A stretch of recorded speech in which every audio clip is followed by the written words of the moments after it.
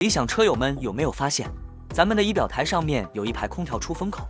这个出风口它是裸露在外的，没有做任何防护，而且它的孔洞很大，一旦有车里的异物或者车里的小东西掉进去，就会导致我们开车时里面哗啦哗啦的产生异响。想要取出来，就得把整个仪表台拆掉，非常的麻烦。我们可以装上这款出风口保护罩，提前做上防护。